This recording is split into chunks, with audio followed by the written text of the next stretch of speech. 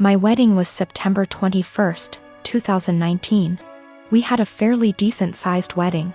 My cousin, on my stepdad's side, we are not close whatsoever. And her boyfriend have only been dating not even 6 months at this point. I've met the guy once before my wedding and he never shows up to any family functions. We're all having a great time at my wedding. My husband and I are mingling with guests while everyone dances. The next thing I know is my cousin's boyfriend asks the DJ for his mic and goes to the center of the dance floor saying he has an announcement to make and calls my cousin over. So, I rush over and say, "Nope, no one is getting engaged during my special day, especially during my reception. You can get engaged later tonight but not right now. It's my day. Thank you for understanding," and I go to walk away. My cousin starts puffing and my aunt, her mom, starts yelling at me and calling me an entitled brat. It causes a huge fight and they all end up leaving. My mom, stepdad, dad, and stepmom all are on my side and were even pissed that they think it's okay to do that during a wedding they all paid for. My nana, stepdad's mom, says I was wrong and told me to apologize and call them over and allow him to propose. Needless to say, it didn't happen. Flash forward to Christmas. It was terrible. My stepdad's entire side were rude and ignoring my husband and I. And of course, guess what happens? My cousin and her now fiancé announced their wedding date, September 21st, 2020. I'm beyond pissed and so not planning to go. It's my damn 1-year wedding anniversary. My family is upset that they would do that to piss me off for not allowing them to get engaged during my reception. My cousin says they chose to get married on their 1-year engagement anniversary. Either way, regardless of the real reason, I'm still upset. Of course, my nana is super excited. I'm 23. I've known I was adopted all along. For whatever reason, I became obsessed with learning more about my birth parents at age 13.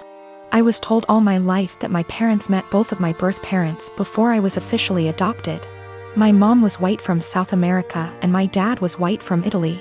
They specified these two locations to explain why I had tan skin. As I was growing up, certain things about my physical makeup made me more curious about my birth parents. My hair was kept short as a kid, but as a teen I wanted to experiment. I grew it out and it grew out curly. Big curls but still curly. This upset my parents, so they asked that I not grow it out. When I moved away for college, I began to let it grow again. I met my girlfriend in school. She is Black American, so she also helped me care for it. She once braided my hair before I FaceTimed my parents, who lost it on me for wearing it that way.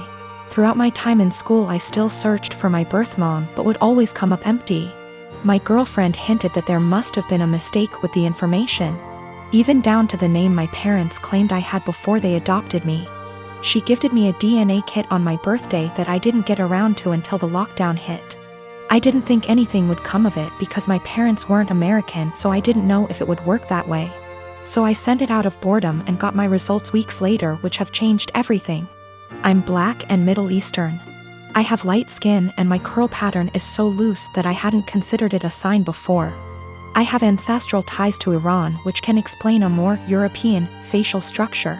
I'm sorry for my wording, I'm still learning.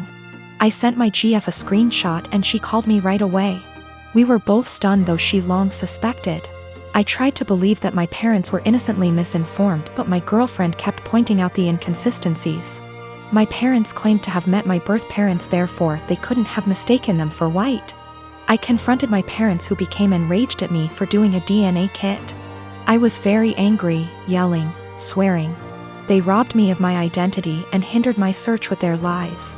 My mom told me through tears that my racial background comes with a stigma that I passed, so she wanted me to have an easier life fitting in. My dad yelled at me that I had to abandon what I just learned. I rage broke my phone and left. My siblings have been hitting me up on social media reprimanding me for being upset because our parents' reasoning is sound. I do pass, I did have an easy life. I'm not asking to be part of a struggle all of a sudden.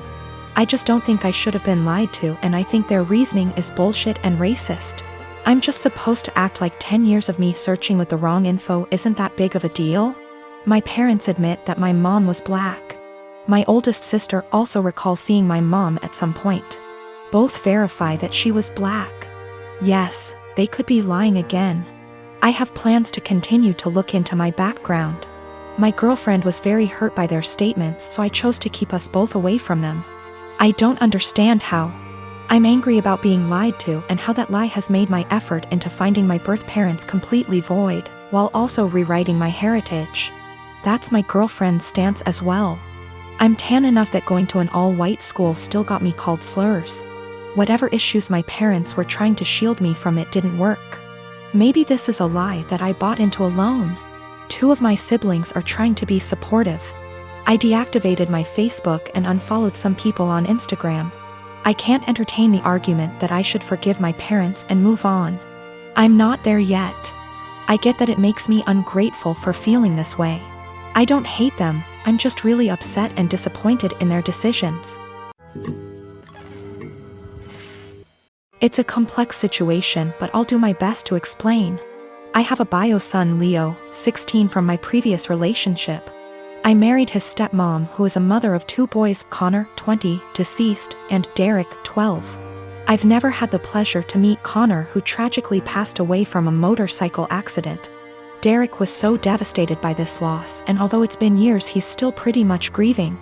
I've seen tons of pictures and videos of Connor and made efforts to get to know who he was as a way to share Derek's grief, and be there for him to lend an ear and a comforting shoulder.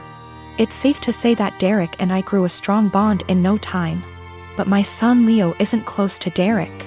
Understandable, because not all siblings and step-siblings are the same.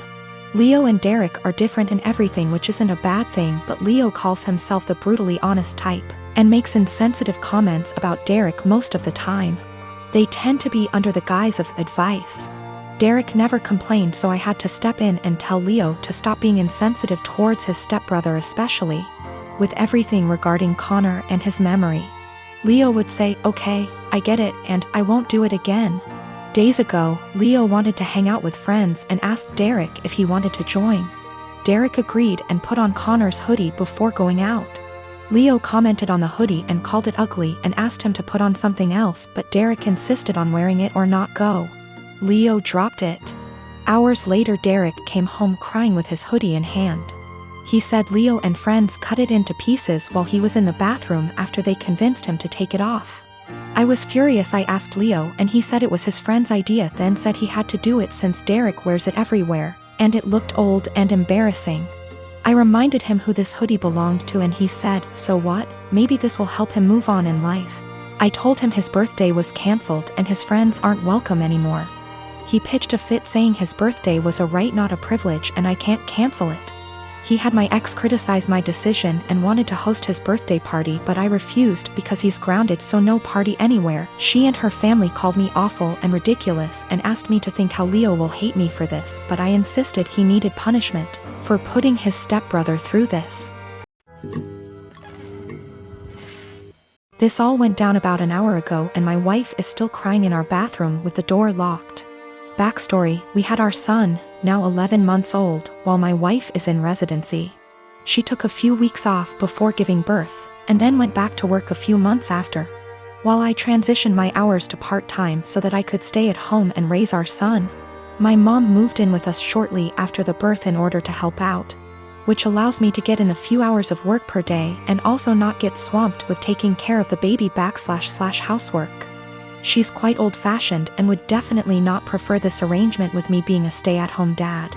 But she hasn't said anything to either of us and has been a great help. For anyone unfamiliar with medical residency, it is brutal. My wife has just over a year left. Sometimes she comes and goes for 1 to 3 days, and our son is asleep the whole time she's home, which has been happening more as his sleep schedule shifted to sleeping through the night. My mom and I make sure that when she's home and the baby is awake, my wife gets him 100%. I know it's been hard on her, but unfortunately it's just going to be this way for another year. The first big milestone she missed was him rolling over. When she got home, my mom pulled her over to the baby all excited. I thought she was going to tell her, but instead she says, "Julie, you came home right on time. He's been moving about as if he's going to roll over." They both stood there encouraging him, and right on cue he rolls. My wife was elated. She was so worried and guilty about not being there, and she took it as proof that she can still be a present mother while working. So we continued. I send texts over little things she misses through the day so that it's not completely unbelievable. But my wife has been present for every single big milestone. He coincidentally started crawling with her right there. His first words were in front of her, and he began standing, cruising, and walking when she happened to be home. The walking one was difficult. There was a tough 7-day stretch where she just wasn't home during the daytime when he was awake. And his walking went from teetering to walking a couple steps pretty confidently in that time. We put little beanbags in one of his pants pockets so he'd be wobbly and unbalanced, and it looked believable, since he fell after the first step like he was doing a week ago. Yes, it was mean to our poor son, but my wife's face was worth it. Today it all unraveled. So far he can just say mama, dada, and nana. Yesterday he started saying, bye, bye. My wife has today off and has been home all morning. My mom and I have been trying to get him to say, bye, all day without giving it away that we already know he can say. Bye. Successfully got him to say, bye, to the ducks at the park, and we both gushed over his newest word the whole way home. My wife was using my phone to take pictures of him and began showing my mom at home while telling her about his newest word acquisition. She was swiping through my gallery and saw a video from yesterday and goes, oh, you never sent me this one. It was literally like a slow motion film happening in front of my eyes. I had taken the video of him yesterday waving, bye, bye. My wife isn't stupid, she figured the whole ruse out pretty much instantly. I've never seen her look so upset and heartbroken before. I couldn't say or do anything to comfort her. Now she's locked herself in the bathroom crying and won't come out.